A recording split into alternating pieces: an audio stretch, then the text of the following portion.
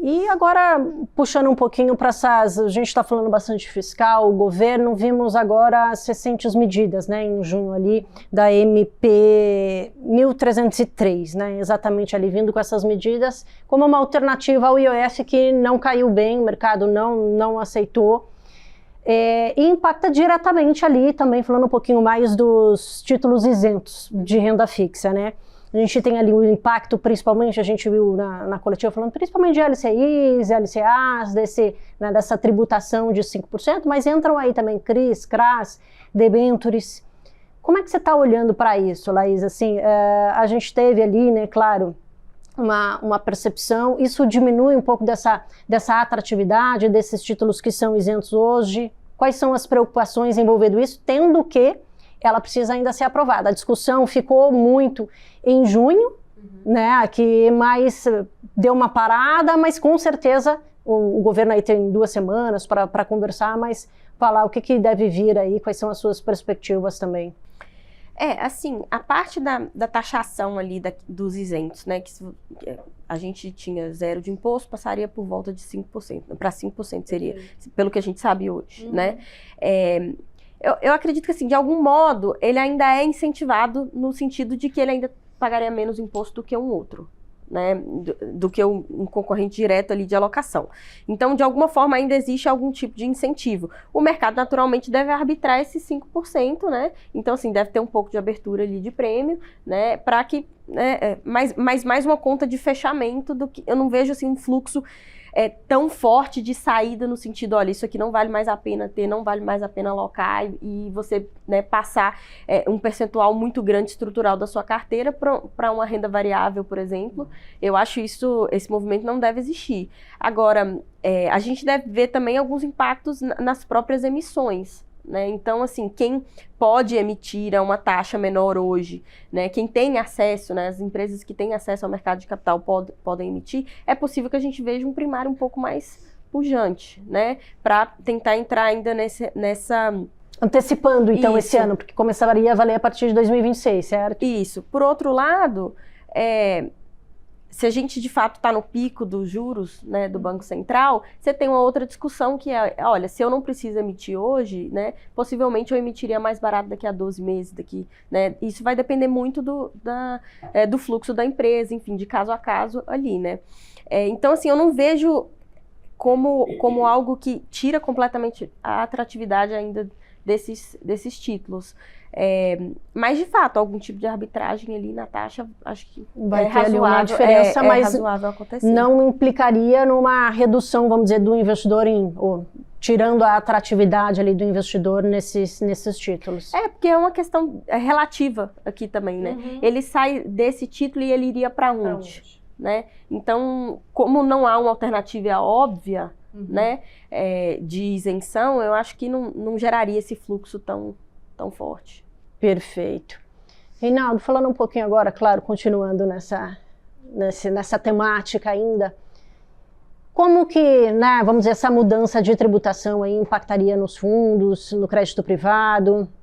Ninguém gosta de pagar imposto, né? Então, clientes que não fazem conta ou fazem, perdem dinheiro aplicando um isento, né? Quer dizer, ele tem uma alternativa melhor, desconta imposto, a rentabilidade é maior do que o isento, ele fala, eu não quero pagar imposto. Então, compra isento. Eu acho assim, essa indústria de isento uma pena o Brasil ter entrado nessa, uma pena.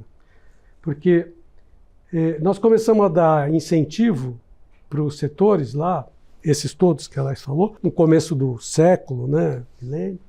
E aí era tão pouco. Aí quando você fala, governo, toma cuidado, esse negócio aqui, essa isenção. Mas isso aqui é pequeno. Isso aqui soma todas essas letras aqui, dá 50 bi. Não se preocupa com isso não. Isso é pouca coisa.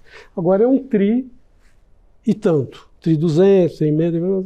Então agora é grande demais para mexer. Antes era pequeno, agora é grande. Isso, assim, prejudica muito a boa alocação de capital na economia. Os isentos atrapalham tudo. É uma pena porque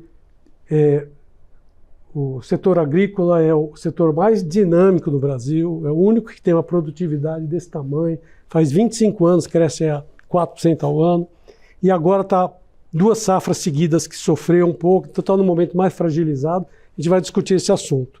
Então, assim, é um assunto que a gente não devia estar discutindo. Tudo bem, também no mundo inteiro tem isenção, no mundo inteiro tem peculiaridades que nem todas são favoráveis. Mas aqui, olha a quantidade de título que ela falou. Isso não falou de todos. Você não falou de vários que têm isenção. E tem alguns novos, né? Tem alguns que eu participei, a Ligue, né? Eu não queria ter feito isento, mas é isento.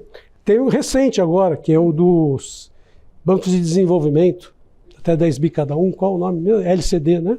Letra de crédito de desenvolvimento, alguma coisa assim.